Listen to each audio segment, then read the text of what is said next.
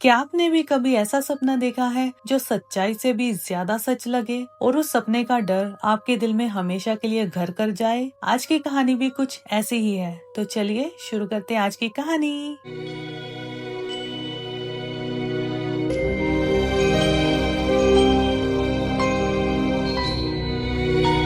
सुरभि उस टाइम 20 साल की थी और वो अपनी नानी के घर पे गई हुई थी। एक दिन सुरभि के नाना नानी कहीं चले जाते हैं और सुरभि उस दिन घर में अकेली थी। सुरभि अपना खाना वाना खाती है और सो जाती है, लेकिन जैसे ही रात के 12 बजते हैं सुरभि की नींद अचानक से खुलती है कि जैसे किसी ने उसे डरा कर उठाया हो। ना तो उसने कोई बुरा सपना देखा था और ना ही उसे कोई आवाज आई थी जिससे कि उसकी नींद खुल जाए, लेकिन उसे ऐसा लग रहा था कि उसके कमरे में उसके अलावा और भी कोई है, कोई ऐसा जिसे वो देख तो नहीं पा रही थी लेकिन उसे वो महसूस कर पा रही थी। और उसके कमरे का टेम्परेचर अजीब तरीके से बहुत ज्यादा ठंडा हो रखा था। और इसके बाद सुरभि फिर से सोने की कोशिश करती है, लेकिन उसे नींद नहीं आ रही थी, तो उसने टीवी ऑन किया और अपने बेड पर लेट गई। टीवी में कोई शो चल रहा था और सुरभि को थोड़ी थोड़ी नींद आने लगी थी।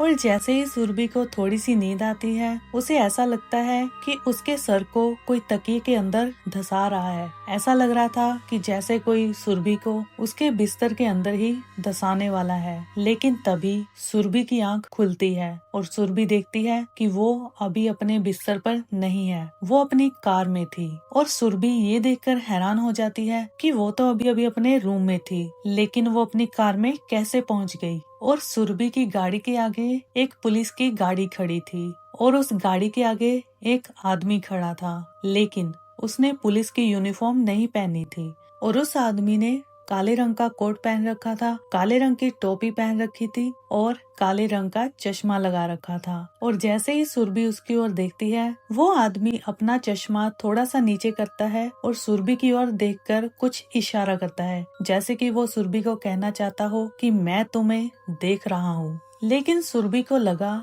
कि शायद उसकी गाड़ी पुलिस की गाड़ी के आगे खड़ी है, इसलिए वो आदमी उसकी तरफ देख रहा है। तो सुरभि अपनी गाड़ी को पीछे करने के लिए अपना हाथ बढ़ाने की कोशिश करती है, लेकिन उसका हाथ तो क्या, उसकी पूरी की पूरी बॉडी हिल ही नहीं रही थी। वो पूरी तरह जम गई थी, पूरी तरह पैरालाइज हो चुकी थी। और फिर अचानक अपने आप उसकी गाड़ी की सीट पीछे की तरफ लेट जाती है और अभी सुरभि को अपनी गाड़ी की छत नजर आ रही थी। और फिर अचानक सुरभि की गाड़ी अपने आप गोल गोल घूमने लगती है। वो इतनी तेज घूमती है, इतनी तेज घूमती है कि सुरभि को चक्कर आने लगते हैं और सुरभि की आंखें फिर से बंद हो जाती हैं। और एक बार फिर से सुरभि की आंखें अचानक से खुलती हैं और वो देखती है कि वो एक ऐसे कमरे में है जो उसने अपनी जिंदगी में कभी भी नहीं देखा था। सुरभि ने देखा कि उस कमरे की दीवारों पर हल्की हरे रंग की रोशनी आ रही है, जो कि इस दुनिया की नहीं लग रही थी। और सुरभि देखती है कि वो एक पलंग पर लेटी हुई है और उस कमरे में एक पलंग, एक संदूक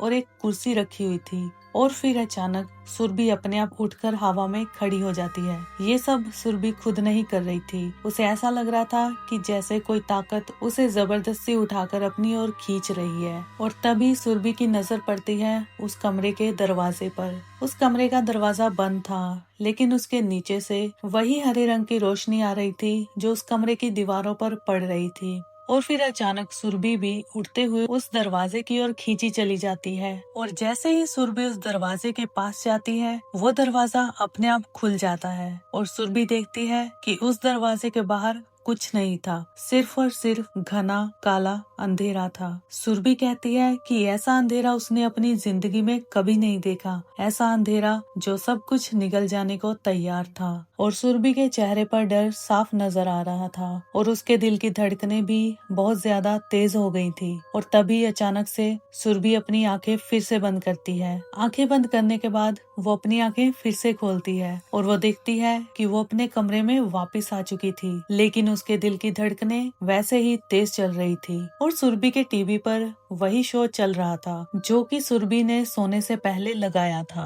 और फिर सुरभि अचानक से उठकर अपने बेड पर बैठ जाती है। सुरभि कहती है इस घटना ने उसे अंदर तक हिला दिया था।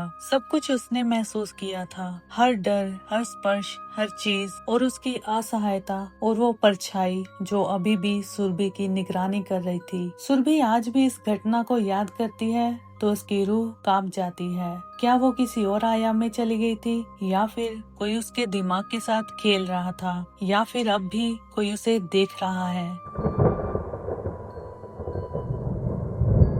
तो ये थी आज की कहानी। अगर आपको ये कहानी पसंद आई हो तो इस वीडियो को लाइक कर दीजिए, चैनल को सब्सक्राइब कर दीजिए, और मैं मिलूंगी आपको अगली वीडियो में। तब तक के लिए डरते रहिए।